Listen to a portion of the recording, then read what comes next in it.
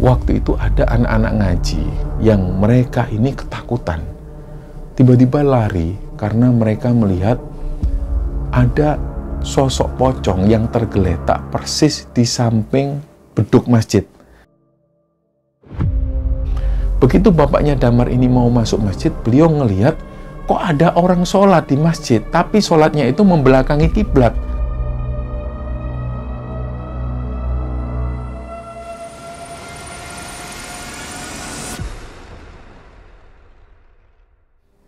Bismillahirrahmanirrahim. Assalamualaikum warahmatullahi wabarakatuh. Sobat Kemara Sunyi dimanapun teman-teman berada, pada kesempatan kali ini kami akan membagikan cerita yang dikirim oleh Sobat Kemara yang bernama Damar, yang asalnya dari sebuah daerah di Jawa Timur. Sebelum kita masuk ke ceritanya, untuk teman-teman yang nonton tayangan ini dan belum subscribe, jangan lupa untuk subscribe lebih dulu agar channel Kemara Sunyi ini lebih berkembang lagi, dan kami lebih bersemangat lagi dalam membuat konten-konten terbaru di Kemara Sunyi. Dan untuk teman-teman yang telah mendukung kami sejauh ini, kami mengucapkan terima kasih banyak. Semoga amal kebaikan teman-teman dibalas kebaikan berlipat oleh Allah Subhanahu wa Ta'ala.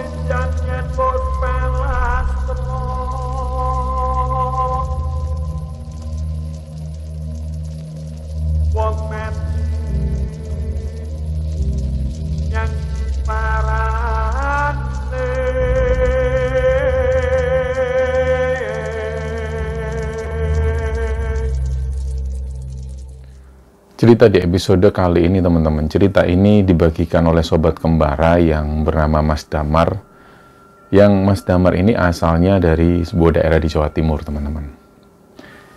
Nah, Mas Damar ini tertarik untuk menceritakan kisah yang pernah terjadi di desanya karena hal ini berhubungan dengan situasi di era-era sekarang. Jadi Mas Damar ini memahami bahwa banyak sekali dari teman-teman ini yang mengalami situasi terjebak hutang maupun terjebak di dunia-dunia judi online. Inilah yang membuat Mas Damar akhirnya ingin membagikan ceritanya ini, karena hal ini dialami langsung oleh sahabatnya Mas Damar. Nah, kita mundur dulu di ketika Mas Damar ini kecil. Jadi ketika Mas Damar kecil itu dia tinggal di sebuah desa di Jawa Timur, dan dia punya teman sepermainan. Ada salah satu teman Mas Damar ini usianya 3 tahun di atas Mas Damar, namanya Yahya, tapi karena teman-temannya kesulitan memanggil Yahya, akhirnya dia ini dipanggil dengan Mas Yaya, atau ada juga yang memanggil dengan panggilan Yaya. Memang usia Yaya 3 tahun di atas Damar, tapi Yaya ini satu kumpulan. Jadi mereka sering main bareng juga. Nah, memang Yaya ini adalah anaknya orang yang cukup, terutama kakeknya Yaya. Kakeknya Yaya itu orang yang terpandang di sana. Selain itu juga di rumah Yaya, persis di pekarangannya itu ada sebuah masjid. Masjid ini dibangun oleh kakeknya Yaya. Dan di desa ini, semua aktivitas seperti keagamaan, sholat Jumat, dan lain sebagainya itu dilakukan di masjid kakeknya Yaya ini. Nah, untuk menuju ke masjid tersebut dari rumah si Damar itu butuh sekitar 5 menit perjalanan lah. Dan nggak ada lagi masjid selain di rumah kakeknya Yaya ini. Kalaupun ada, itu letaknya di luar desa yang memakan jarak sekitar 3-4 kiloan. Jadi benar-benar masjid ini difungsikan sekali oleh masyarakat setempat. Misalnya soal sholat 5 waktu, dari mulai subuh sampai isya, ini selalu dilakukan di masjid tersebut. Dan bapaknya Damar sendiri adalah seorang mudin.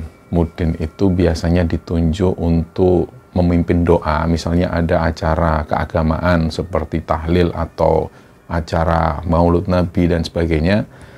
Bapaknya Damar ini selalu ditunjuk untuk menjadi pemimpin doanya. Dan ini juga berlaku ketika ada orang yang meninggal. selalu bapaknya Damar yang memimpin untuk menutupnya dengan kain kafan, memandikan, sampai memakamkan dan menyolatkan. Jadi inilah biasanya tugas-tugas seorang mudin. Jadi selain itu, bapaknya Damar ini juga aktif di masjid. Waktu itu Damar ingat ketika masih ada kakeknya si Yaya, itu anak-anak kecil ini selalu sejahtera. Artinya siapapun yang sholat ke masjid, ini selalu mencatat catatannya di buku, dan kalau sudah genap sekitar 30 hari, catatan ini akan diserahkan ke kakeknya Yaya, terus kemudian kakeknya Yaya memeriksa. Kalau dirasa lengkap mereka sholat masjid terus selama 1 bulan itu, kakeknya Yaya ini biasa ngasih hadiah ke anak-anak itu. Dan Damar ingat betul masa-masa itu. Sampai kemudian kakeknya Yaya ini meninggal. Dan tentu semua kehilangan, terutama anak-anak kecil ini kehilangan. Nah, yang menarik dari Yaya waktu itu, Yaya ini selalu di atas rata-rata. Soal hafalan, soal kecerdasan itu selalu di atas rata-rata teman-teman yang lain. Di masjid ini kan ada perkumpulan untuk anak-anak kecil ngaji. Seharusnya si Yaya itu paling tidak 2 tingkat lah di atas Damar dan teman-teman. Tapi waktu itu enggak, karena Yaya sudah bisa baca Al-Quran, jadi dia tingkatannya lebih tinggi lagi. Pokoknya di atas rata-rata teman-teman yang lain. Nah, singkat cerita, ketika Yaya ini lulus SMP, dia langsung dipondokkan oleh orang tuanya. Dan sepulangnya dari pondok, kira-kira hampir 4 tahunan, Yaya pulang, dia ini sudah bisa menghafal Al-Quran. Dari situlah mereka kemudian mengenal Yaya ini sebagai hafiz Quran. Orang dengan hafalan Quran, 30 juz. Nah, berjalannya waktu, kondisi di desa ini masih sama. Kadang-kadang Yaya itu juga ambil alih untuk menjadi imam sholat. Dan kadang-kadang juga Yaya ini juga dimintain tolong oleh bapaknya Damar ketika ada yang meninggal untuk memandikan jenazah dan mengkafankan jenazah. Karena urusan jenazah ini nggak semua orang bisa dan nggak semua orang mau. Tapi mungkin karena Yaya ini lama di pondok pesantren, dia tahu betul ilmunya, dia bisa menghadapi jenazah. Akhirnya seringlah bapaknya Damar ini minta tolong ke Yaya. Nah, berjalannya waktu, singkatnya Yaya ini merantau. Semua anak-anak muda di sana itu merantau. Mereka merantau keluar kota umumnya. Ada juga yang sampai kerja di luar negeri, di luar pulau. Begitupun juga dengan si Damar. Damar ini merantau ke kota. Awalnya dia kuliah lebih dulu di daerah Jogja. Terus kemudian selepas kuliah, dia sempat balik lagi ke desanya untuk beberapa saat, nggak sampai 1 bulan, kemudian dia balik lagi ke kota untuk cari kerja. Jadi dia lama sekali tinggal di kota. Begitupun juga dengan teman-teman yang lain, dan termasuk dengan Yaya. Kabarnya Yaya ini sudah berada di luar kota. Dia sudah menikah dengan seorang perempuan dan sudah beranak pinak di sana, dan kabarnya Yaya ini sudah punya usaha di sana. Jadi mereka sudah nggak tahu lah kabar masing-masing ini, mereka nggak tahu. Terus akhirnya tiba-tiba ada sebuah kejadian. Tiba-tiba warga kampung itu, warga desa ini melihat Yaya dan anak istrinya ini pulang kembali ke rumah. Nah, tentu warga desa ini bertanya-tanya, kenapa kok Yaya ini pulang tiba-tiba, padahal katanya dia sudah sukses di kota. Muncul selentingan kabar bahwa usaha Yaya ini bangkrut. Dan mereka, warga desa tentu prihatin. Kasihan Yaya ini sudah lama sekali tinggal di kota, usahanya sudah bagus, terus bangkrut, dia harus pulang ke rumah. Jadi dia pulang ke rumah itu, sikap Yaya ini sudah berbeda. Biasanya kalau Yaya ada di rumah, dia selalu aktif di masjid, karena masjid itu cuma sejengkal jaraknya. Cuma di depan rumah Yaya persis itu sudah masjidnya. Karena masjid ada di pekarangan rumahnya Yaya dan keluarganya. Tapi ketika Yaya ada di rumah, dia ini nggak pernah muncul ke masjid. Setiap kali sholat 5 waktu itu dia nggak pernah muncul. Dan yang membuat orang-orang kampung ini merasa aneh dan janggal, ketika ada Yaya berada di depan rumahnya misalnya, terus ketika ada orang lewat, ngelihat Yaya, Yaya itu selalu masuk. Kayak dia ini nggak mau ketemu orang lah. Itu hampir sekitar 1 bulanan, Yaya dan keluarganya ini ada di rumah. Terus muncul lagi selentingan kabar bahwa katanya usaha Yaya bangkrut itu karena Yaya terlilit hutang. Hutang-hutangnya ini dikarenakan dia terjebak di judi online.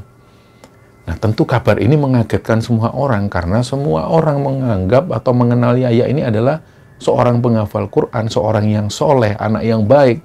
Dan ini jadi merasa nggak mungkin lah kalau Yaya ini sampai bisa ikut-ikutan terjebak judi online. Nah, kabar ini disimpan oleh warga, mereka tidak mau gegabah, nggak mau menyimpulkan apapun. Yang jelas mereka masih menghormati betul orang tuanya Yaya. Di rumah itu yang tertinggal hanyalah bapaknya Yaya. Selain ini sudah meninggal semua. Jadi Yaya tinggal di sana bersama anak dan istrinya, nggak tahu kerjanya ini apa. Warga kampung sendiri juga nggak tahu. Terus waktu ketika seperti biasa kalau di desa ini kan ada kerja bakti, gotong royong membersihkan got, semua itu umumnya keluar. Dan biasanya kalau ada warga yang nggak keluar, ini selalu jadi bahan omongan. Atau mungkin bisa dipertanyakan, kenapa kok nggak keluar? Apakah sakit? Atau memang seperti apa? Selalu dipertanyakan.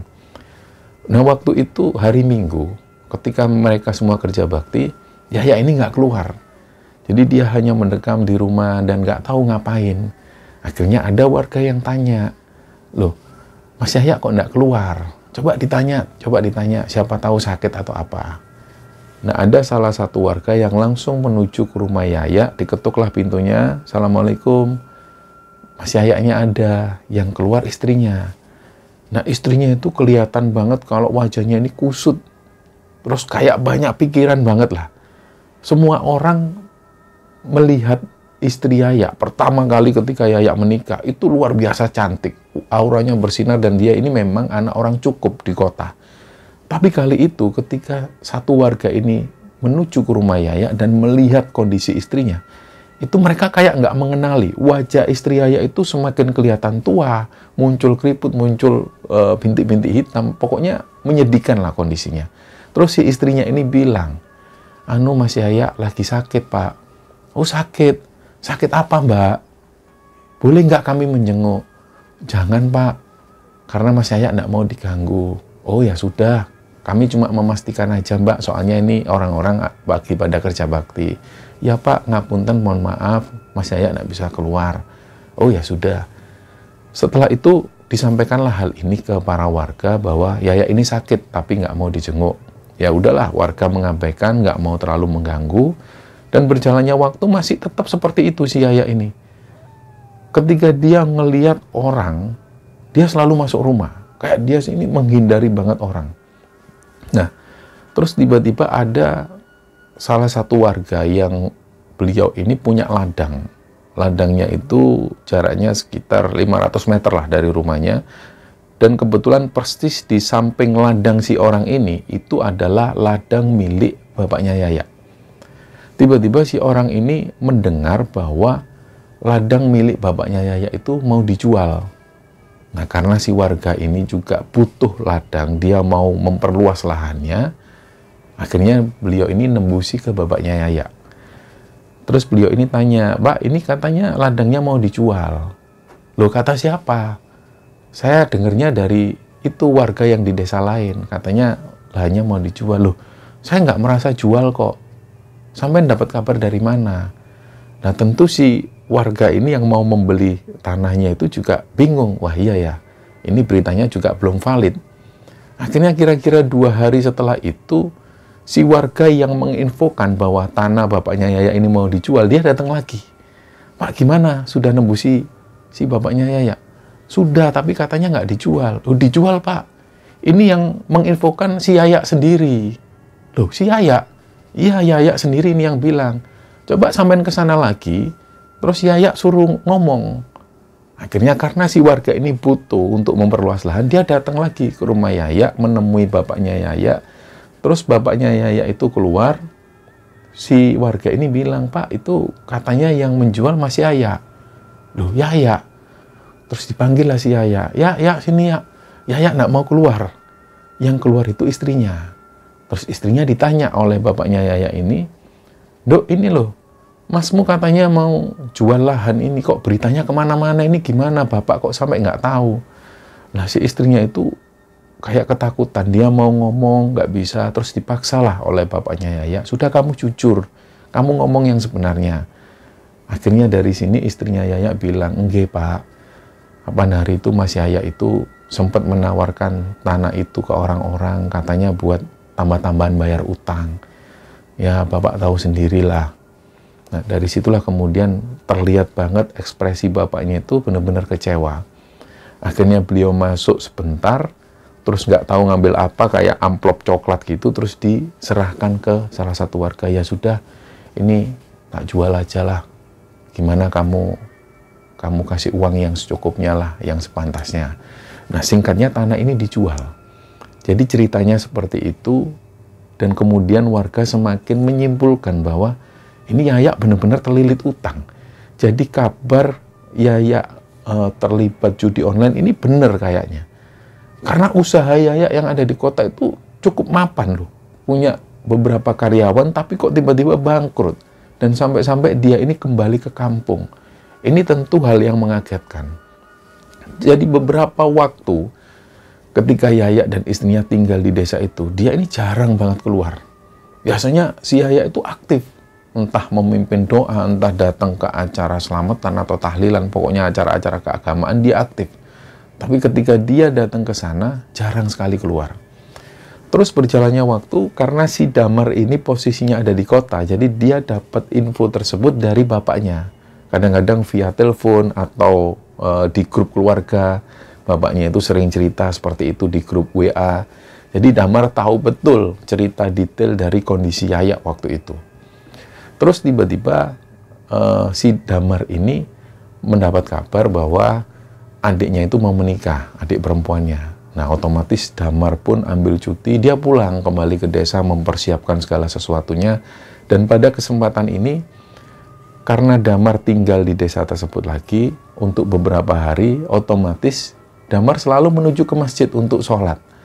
Dan setiap kali adzan berkumandang, Damar selalu berjalan ke sana sambil dia melihat kondisi di rumah Yaya. Gimana kabar Yaya? Waktu itu di hari pertama, si Damar ini belum sempat menuju ke rumah Yaya. Baru kira-kira di hari kedua setelah dia sholat duhur, dia menyempatkan, dia memberanikan diri untuk mampir ke rumah Yaya. Akhirnya dari situ Damar mengucapkan salam, Assalamualaikum. Pak, Yaya ada Pak, yang keluar bapaknya. Oh Damar, masuk Aymar, kamu masuk aja. Lah Damar ini karena sudah dapat cerita sebelum-sebelumnya bahwa Yaya ini kayaknya tidak mau ngelihat orang. Jadi ketika dia disuruh masuk oleh bapaknya, dia juga agak mikir, dia ngomong ke bapaknya, Pak, tolong dipanggilkan aja Pak, saya nggak enak. Nanti pas si Yaya nak mau saya ganggu gimana? Nggak apa-apa Mar, masuk aja, wong kamu itu teman kecilnya kok. Masuk, ajakan ngomong anak itu, ajak keluar. Semenjak di sini nggak mau keluar, coba kamu ngomong. Akhirnya Damar pun terpaksa, ya Pak, permisi ya Pak. Masuklah si Damar ini. Terus dia langsung menuju sebuah kamar. Di situ Yaya ini, dia itu berbaring di tempat tidur. Tangannya itu dijadikan bantalan sambil dia menghadap ke langit-langit. Terus Damar menyapa, ya, Yaya kaget. Nah Damar semakin kaget karena ngelihat, loh Yaya ini wajahnya kok kelihatan tua banget. Ubannya sudah keluar dan ubannya banyak banget. Jadi Damar itu kayak panggling, loh maaf Pak, saya kira Yaya. Terus Yaya ini nyaut, loh aku ini Yaya Mar, kamu itu gimana? Loh Yaya tak ini? Ya Allah ya, kamu kok jadi kayak gini? Terus Yaya baru cerita, kenapa kelihatan tua ya? Iyo ya, sampai nggak mengenali aku, gimana kabarmu? Akhirnya cerita. Ternyata dari sini Yaya mau cerita ke Damar. Dan dari sini juga lah kemudian Damar tahu ceritanya dari awal. Jadi di sini Yaya mulai cerita. Awalnya usaha si Yaya dan istri itu berjalan lancar. Dia punya usaha ayam geprek. Dia juga punya usaha counter HP, punya usaha rental PS. Pokoknya di satu area itu, ini usahanya punya Yaya dan istrinya. Dia juga mempekerjakan beberapa karyawan. Sampai suatu ketika, nggak tahu kenapa Yaya ini tergoda dengan judi online. Awalnya dia itu iseng-iseng. Dia coba iseng-iseng karena dia ini pintar. Dia punya hitungan matematika. Jadi dia punya analisa sendiri dengan judi online tersebut. Dia bisa memenangkan. Jadi awalnya si Yaya ini iseng-iseng, dia masuk ke aplikasi judi online dan akhirnya dia main, dia ngitung awalnya. Kalau dia main segini, itu persentase menangnya seperti apa, dihitung semua dengan detail. Dan awalnya dia langsung menang. Jadi dia merasa kalau hitungannya benar, analisanya benar. Terus selanjutnya, dia main lagi, dihitung lagi, dianalisa lagi, diriset, dan kemudian dia menang. Sampai tiba-tiba benar-benar si Yaya ini ketagihan, terus dia sampai mengalami kekalahan. Dan pada waktu dia kalah inilah, dia semakin penasaran. Dia penasaran, dia main lagi. Ketika dia kalah, dia main lagi, karena dia merasa dia bisa hitung-hitungan. Gak mungkin dia kalah. Terus sampai pada akhirnya, si Yaya ini nggak sadar kalau uang tabungannya itu habis untuk main judi, karena dia baru ingat ketika dia naruh uang deposit itu, dia langsung naruh uang dengan jumlah yang cukup banyak. Bahkan uang tabungan untuk kuliah anaknya ini juga ikut-ikutan ke bawah, dan dia nggak sadar waktu itu. Jadi inilah tipu daya judi online. Dan Yaya itu benar-benar sampai dia bingung mau bilang ke istrinya. Awalnya istrinya nggak curiga, sama sekali nggak curiga, karena semua uang tabungan, ATM, dan lain sebagainya ini dipegang oleh si Yaya. Meskipun juga M-Banking dipegang oleh Yaya. Jadi dari situ kemudian Yaya ini kayak orang kalap, dia kayak serakah, dia nggak terima kalau dia kalah. Akhirnya mau nggak mau, setiap hari dia ini judi online. Sampai tiba-tiba ada sebuah peristiwa di mana dia menyerahkan sertifikat rumahnya, termasuk rukonya itu, kepada bank. Dan akhirnya dia mendapatkan uang, langsung diikutkan judi online ini. Gak sampai 1 bulan, uang ini ludes. Benar-benar ludes. Dan dia bingung harus bayarnya seperti apa. Uang tabungan sudah habis, jadi satu-satunya cara, dia hanya mengandalkan toko ayam geprek dan usaha-usaha yang lain ini. Tapi di satu sisi lain, usahanya ini kan juga butuh modal. Misalnya untuk rental PS, dia butuh bayar listrik. Untuk usaha ayam geprek, dia butuh modal untuk kula ayam dan lain sebagainya. Dari situ istrinya kaget, loh mas, uang kulaannya mana? Kok nggak ada di ATM? Nah, dari situlah kemudian Yaya ini kelimpungan. Dia cari pinjaman lagi.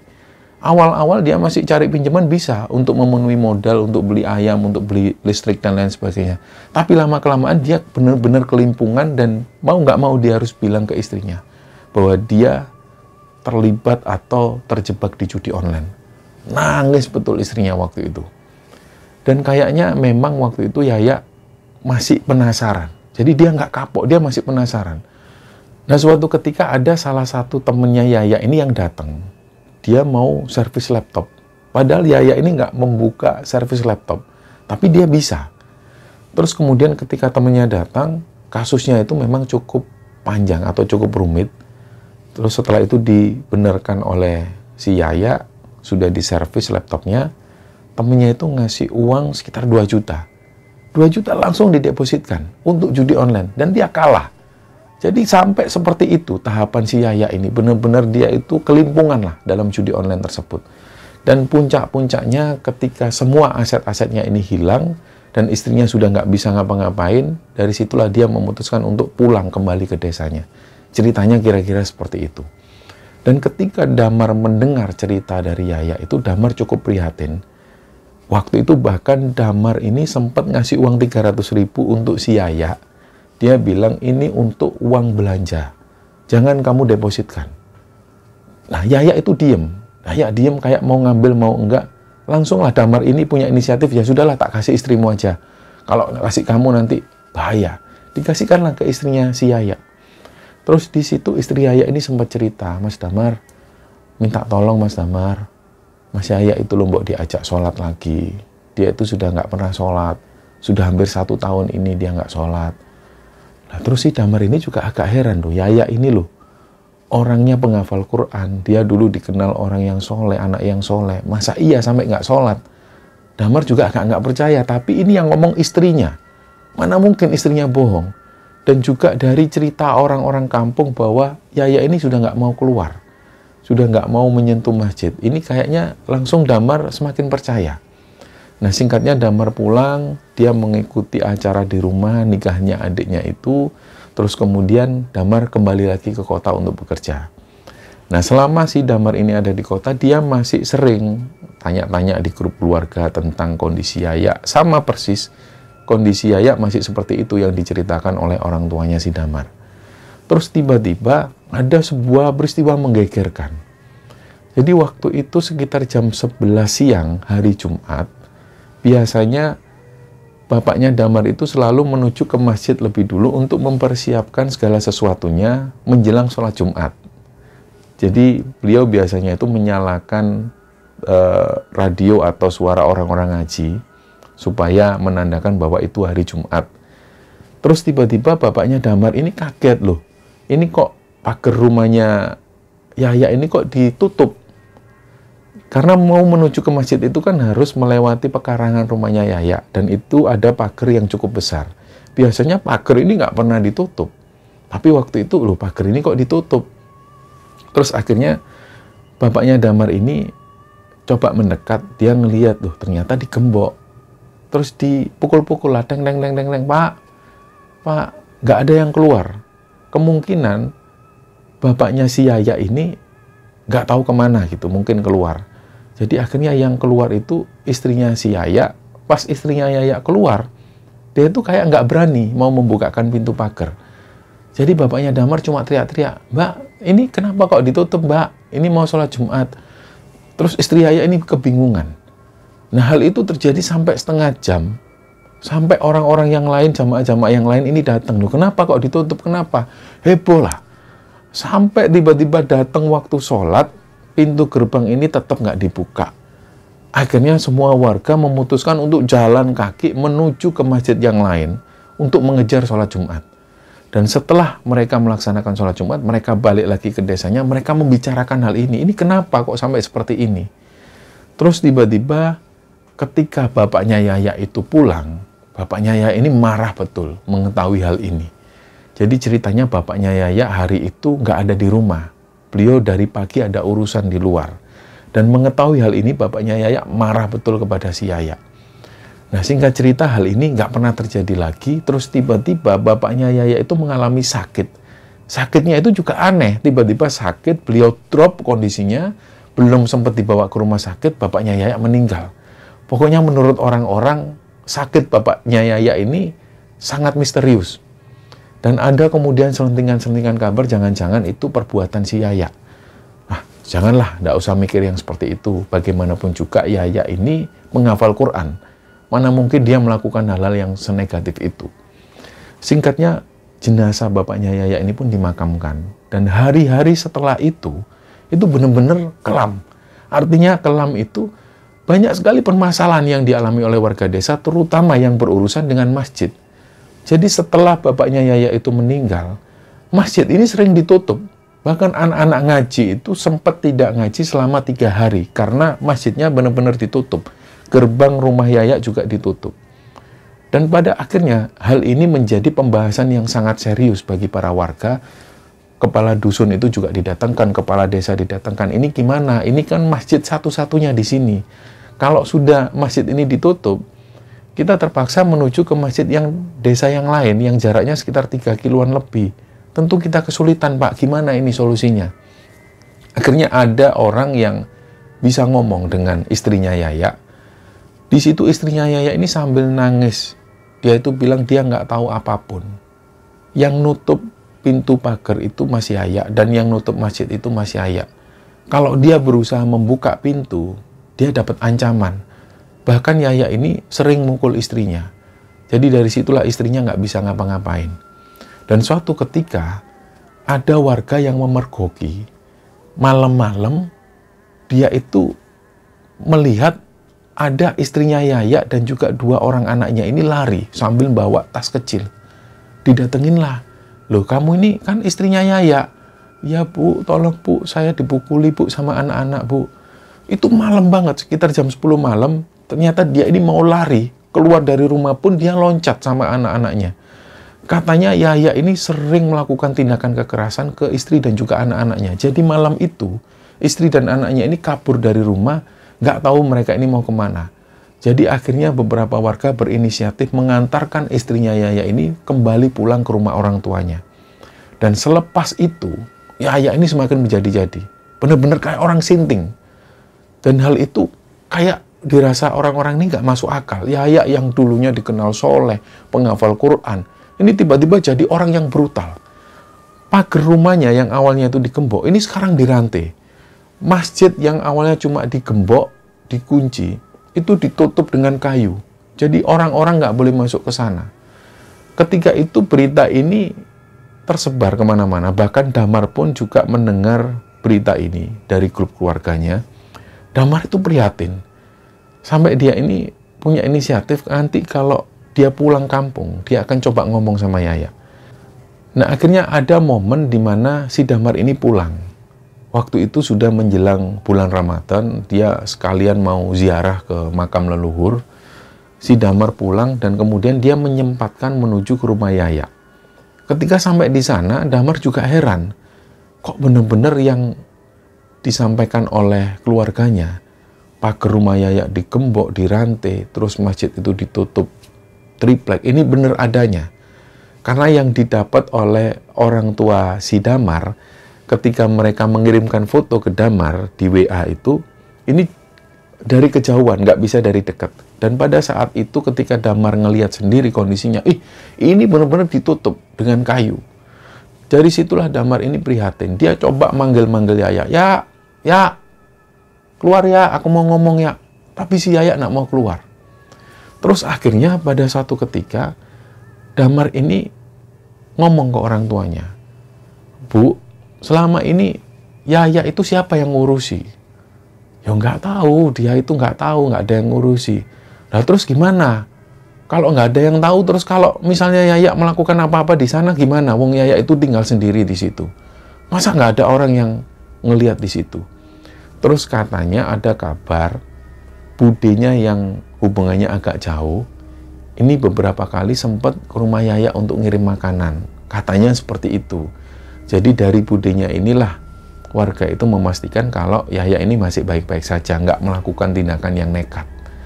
Terus tiba-tiba ketika si Damar ini masih ada di rumah, 2 hari setelah itu ada yang teriak-teriak. Jadi warga desa itu teriak-teriak, "Weh, ya. Mereka ini berlarian. Terus Damar tanya, "Loh kenapa Pak? Ada apa Pak?" "Itu Mas, Yahya gantung diri Mas, kayaknya Mas. Ini kita nggak bisa masuk semua." Nah warga ini mendapat laporan dari budenya Yahya yang biasa ngirim makanan. Awalnya budenya ini juga curiga, kok biasanya Yahya ini sudah nunggu di belakang rumah, tapi kok hari itu nggak nunggu di depan rumah, di belakang rumah. Terus akhirnya budenya curiga, dia ngintip dari jendela kecil itu, dia ngelihat si Yahya itu sudah tergantung di situ. Akhirnya karena budenya ini takut, dia mengabarkan ke warga kampung. Warga kampung yang melihat langsung ke lokasi, beliau juga nggak berani. Dan selain itu juga, beliau nggak ada akses untuk masuk ke dalam rumah. Akhirnya berita ini menyebar kemana-mana, puluhan orang langsung datang ke rumah Yahya dan didobraklah rumah tersebut. Mereka langsung menurunkan jasad si Yahya. Dan pada saat itu juga, karena nggak ada lagi yang dikabari, mereka nggak tahu keluarga-keluarga dekat, ya akhirnya Yahya saat itu juga langsung dimandikan jasadnya. Dan ketika pihak kepolisian datang, warga kampung langsung bilang bahwa ini Yahya memang murni gantung diri. Tidak terjadi apapun, yang jelas dia murni gantung diri, nggak ada pembunuhan. Nah, singkatnya kemudian jasad Yahya ini dimandikan, dan yang memandikan adalah bapaknya Damar, dibantu dengan para warga. Di situ, Damar sendiri karena dia beberapa saat juga ikut memandikan jenazah si Yahya, Damar itu melihat dengan jelas. Dan ini juga ditambah dengan penjelasan dari bapaknya Damar. Bapaknya Damar ini kan sering memandikan jenazah. Waktu itu bapaknya Damar bilang ke Damar, "Le, astagfirullah, ini Yahya ini doakan yang terbaik ya Le. Coba lihat itu wajahnya." Si Damar itu ngelihat wajah Yahya ini kayak semakin menghitam. Semakin menghitam dan hitam, bener-bener gosong. Gak tahu ini apakah proses alami yang terjadi dengan jasad orang yang bunuh diri atau apa. Yang jelas menurut bapaknya Damar, ini adalah sebuah jawaban dari Allah. Lihat, seorang penghafal Quran, orang yang dulunya soleh, ketika di masa akhir hidupnya, dia bisa saja meninggal dalam keadaan su'ul khotimah. Jadi jangan berbangga-bangga ketika hari ini kamu soleh, kamu menghafal Quran. Suatu ketika kita ini akan mendapatkan atau dihadapkan dengan sesuatu hal yang disebut kematian. Jadi yang bisa kita harapkan, kita hanya bisa mengharap mati dalam keadaan husnul khotimah. Siapa yang menyangka ini loh, si Yaya ini loh, dia dulu menghafal Quran, orangnya soleh, baik, dia meninggal dengan keadaan yang seperti ini. Ini jawaban dari Allah. Jangan main-main. Nah, dari situ Damar ini sempat deg-degan ngelihat jenazah si Yaya yang seperti itu. Jadi sampai proses jenazah Yaya ini dikafankan, itu benar-benar Damar melihat sendiri kondisi jenazah Yaya ini gosong, kayak orang yang baru terbakar. Nah, singkat cerita, dimakamkanlah. Nggak ada kejadian apapun, normal seperti biasa. Dan dari situ bapaknya Damar beserta warga yang lain berinisiatif untuk membuatkan acara tahlilan untuk si Yaya. Jadi acara tahlilan ini digelar di rumah yang berbeda-beda. Hari pertama digelar di rumahnya Damar. Sampai 7 harinya acara ini lancar. Dan kemudian setelah itu warga beraktivitas seperti biasa, masjid ini kembali dibuka. Jadi kayu-kayu itu dibongkar, dibersihkan, dan mulai aktif kembali. Anak-anak mulai ngaji. Dan kira-kira 2 minggu setelah Yaya ini meninggal, waktu itu ada anak-anak ngaji yang mereka ini ketakutan. Tiba-tiba lari karena mereka melihat ada sosok pocong yang tergeletak persis di samping beduk masjid. Jadi di situ masih ada beduk masjid. Nah, anak-anak ini lari karena mereka mengaku ngelihat pocong. Awalnya mereka ngelihat ada kain putih ya yang bergelundung di situ. Jadi mereka ketakutan. Nah, berita ini menyebar. Tapi warga desa nggak terlalu percaya dengan cerita anak-anak. Namanya juga anak-anak, mungkin mereka ini ketakutan. Bisa jadi mereka dapat cerita dari orang tuanya, itu loh Mas Yaya meninggal. Dulu dia menghafal Quran, jangan jadi kayak gitu. Mungkin ditakut-takuti orang tuanya. Sehingga akhirnya anak-anak ini mengalami ketakutan, terus kemudian mereka berimajinasi. Mungkin seperti itu. Warga kampung masih berpikir secara logis. Terus ada cerita yang lain. Jadi sebelum si Yaya ini meninggal, istri Yaya sebelumnya itu sempat minjem uang ke para tetangga. Ada yang dipinjemin uang 200, ada yang 100 ribu, ada yang 50 ribu. Pokoknya hampir rata lah. Bahkan bapaknya Damar sendiri ini juga sempat dipinjemin uang. Ketika itu didatengin oleh istrinya Yaya, dan istrinya Yaya pinjem uang sekitar 200 ribu. Jadi banyak orang-orang yang masih pernah dihutangi oleh si Yaya. Terus tiba-tiba pada suatu ketika ada orang yang namanya Pak Slamet. Pak Slamet ini tidurnya selalu dini hari. Dan kadang-kadang beliau duduk-duduk di amben depan sambil menikmati suasana malam hari di desa. Malam itu Pak Slamet gak bisa tidur. Beliau keluar duduk-duduk di amben sendirian sambil mendengarkan musik. Kadang-kadang beliau juga mainan HP. Terus tiba-tiba waktu itu Pak Slamet ini mainan HP. Terus kayak beliau itu mendengar ada suara. Glodak-glodak, glodak-glodak. Loh, ini suara apa? Dimatikanlah HP-nya itu. Terus semakin didengar, suara yang tadinya berisik, ini berubah menjadi suara dong, dong. Loh, ini kan suara beduk masjid yang ada di rumah Yaya, kok bunyi? Padahal itu sudah jam setengah 12 malam. Nah, Pak Slamet langsung nyincing sarungnya. Dia benarkan sarungnya, dia langsung menuju ke masjid itu. Dia cek langsung. Nah, ternyata nggak ada siapa-siapa di situ. Akhirnya Pak Slamet balik lagi menuju ke rumahnya. Belum sampai rumah, beliau mendengar lagi, dong, suara beduk ini dipukul, dong. Kayak dibuat mainan lah.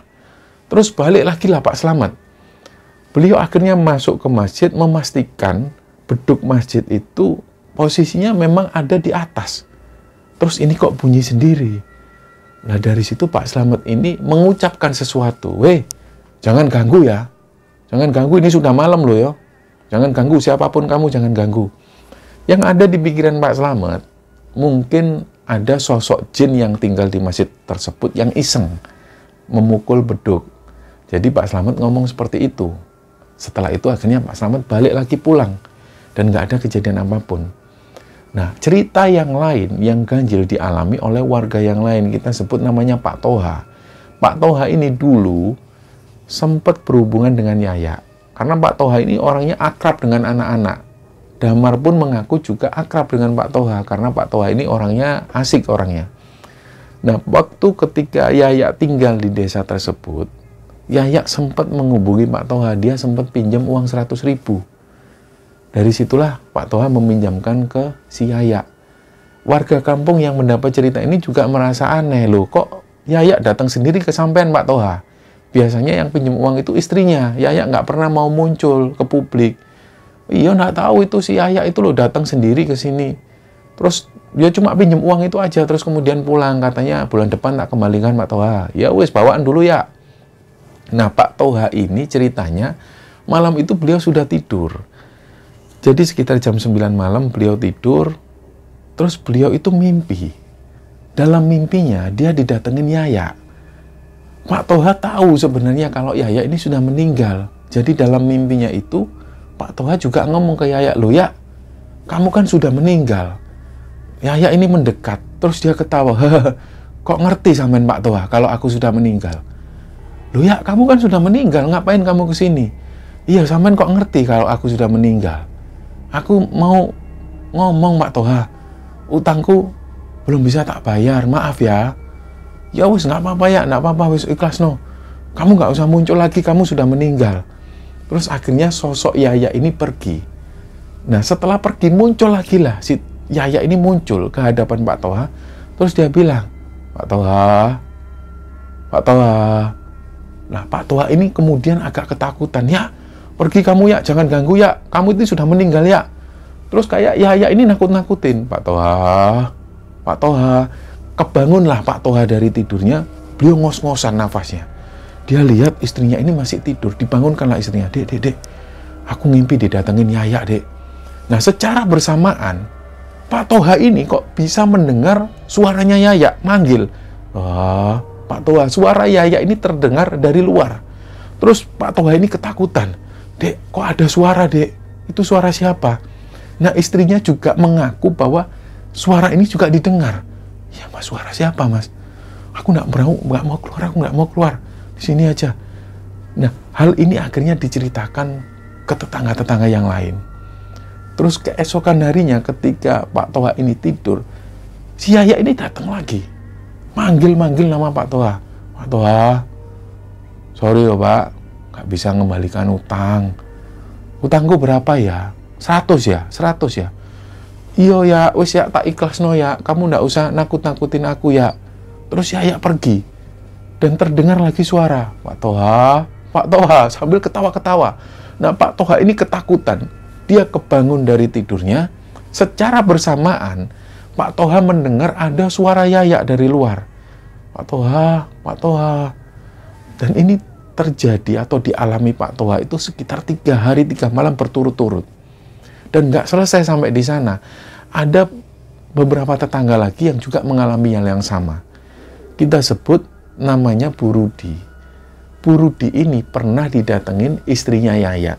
Istrinya Yayak pernah minjem uang ke Bu Rudi. Dikasihlah pinjam uang 50.000. Nah, waktu itu Bu Rudi ini tidur. Tidur seperti biasa. Dia mengalami mimpinya itu aneh. Dia berada di desa. Terus beliau berjalan persis di depan rumah Yayak. Dipanggillah sama si Yayak. Bu Rudi.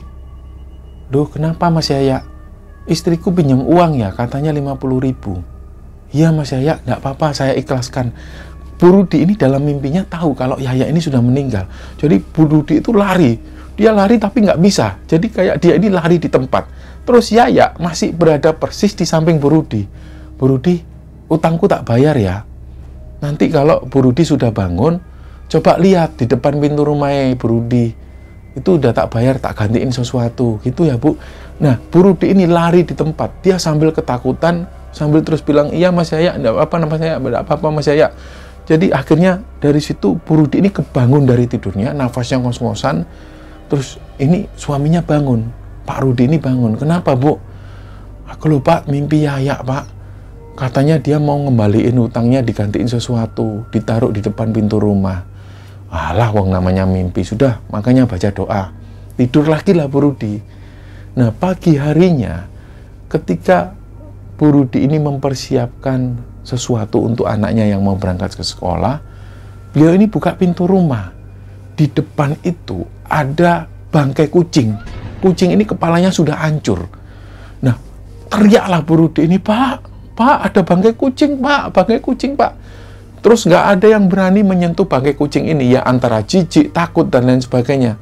Sampai akhirnya ada tetangga yang membantu untuk membereskan bangkai kucing tersebut. Dan akhirnya Bu Rudi ini menghubungkan cerita ini dengan mimpinya.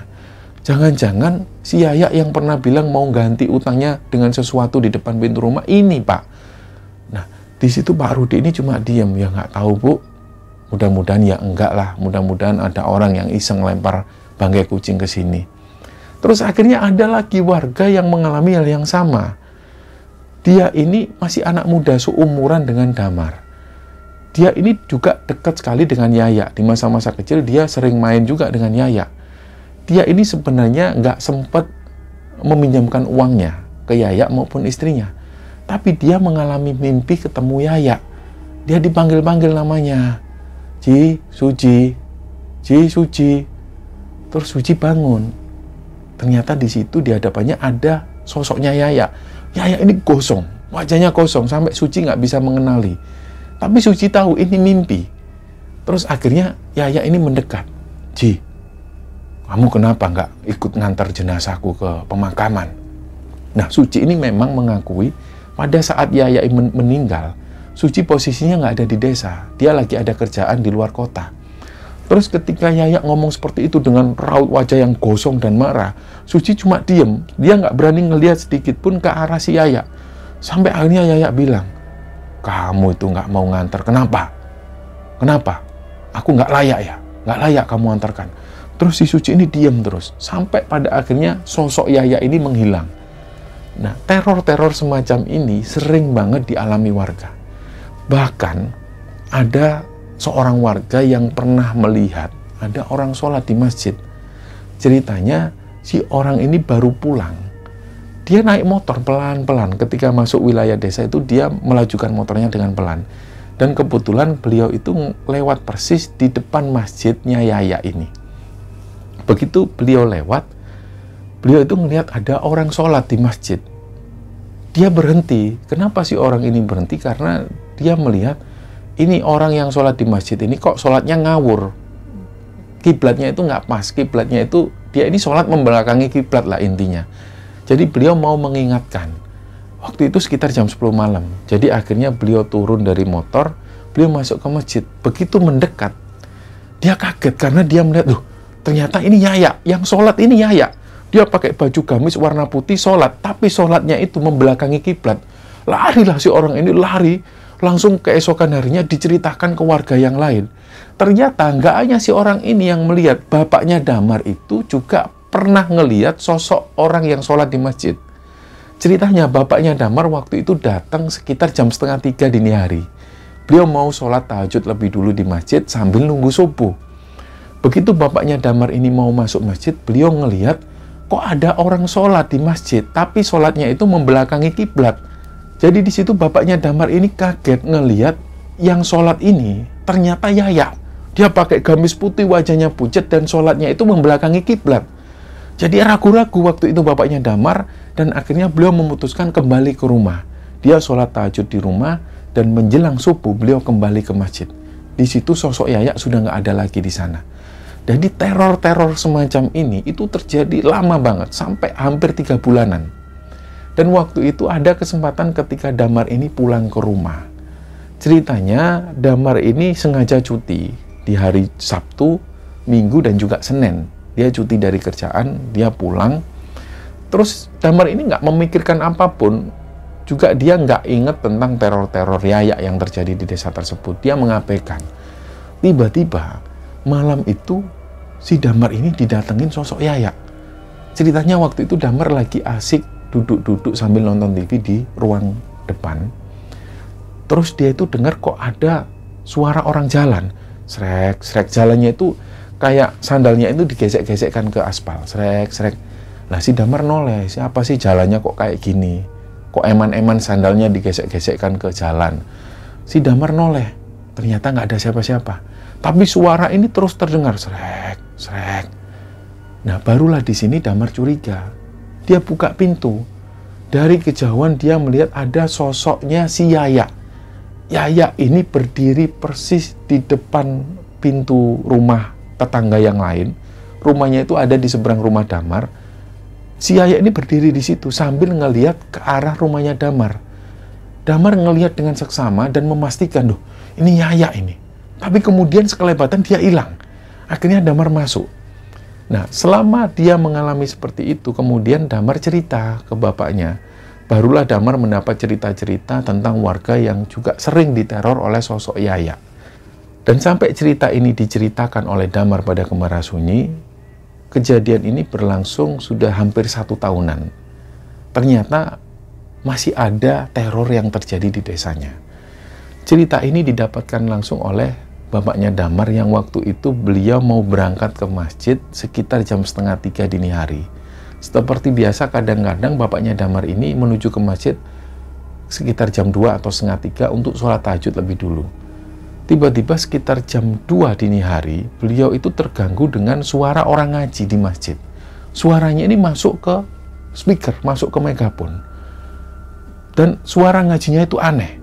Suara ngajinya itu seperti orang yang melecehkan bacaan Quran.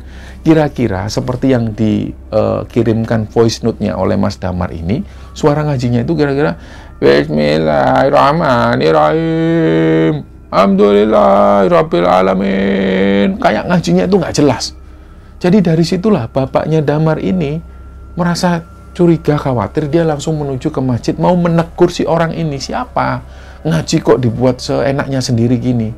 Nah, begitu menuju ke masjid, sekelebatan bapaknya Damar ini ngelihat si Yaya itu nari-nari sambil berlarian, muter-muter di area masjid. Dari situlah bapaknya Damar ini heran, terus kemudian beliau balik lagi. Tapi suara orang ngaji ini sudah nggak ada lagi. Dari situ bapaknya Damar menyimpulkan, kalau yang ngaji ini suaranya si Yaya. Nah, berdasarkan hal ini, kemudian bapaknya Damar itu menceritakan hal ini ke warga desa. Dan ternyata ada juga warga desa yang sempat mendengar suara orang ngaji ini. Bahkan warga desa yang mendengar suara ngaji ini, dia menyimpulkan, itu suaranya Yaya memang Pak Damar. Suaranya Yaya itu. Suara Yaya memang seperti itu, tapi suaranya itu dijelek-jelekkan gitu loh. Nah, warga desa yang mendengar itu nggak berani menegur. Karena mereka tahu Yaya ini sudah lama meninggal. Kok suaranya muncul lagi di masjid? Jadi dari sinilah kemudian warga menyimpulkan, inilah balasan bagi orang-orang yang melakukan halal buruk di masa hidupnya. Sekalipun si Yaya ini adalah seorang penghafal Quran, orang yang soleh dikenal, tapi di masa akhir-akhir hidupnya, dia meninggal dalam keadaan su'ul khotimah. Ini seolah menjadi pelajaran bagi kita semua bahwa sesoleh apapun seseorang, sedekat apapun dia dengan Tuhan, tidak menjamin di akhir hidupnya dia meninggal dalam keadaan husnul khotimah. Bisa jadi di akhir hidupnya dia membuat kesalahan yang membuat dia akhirnya meninggal dalam keadaan su'ul khotimah. Jadi kita bermohon kepada Allah Subhanahu wa taala, semoga kita semua yang nonton tayangan ini, kita semua meninggal dalam keadaan husnul khotimah dan semua dosa-dosa kita diampuni oleh Allah Subhanahu wa taala. Inilah kisah yang diceritakan oleh Mas Damar kepada Kembar Sunyi, dan semoga kisah ini teman-teman bisa kita ambil pelajaran dan bisa kita ambil kesimpulan di dalamnya. Mohon maaf kalau ada salah-salah kata. Wassalamualaikum warahmatullahi wabarakatuh.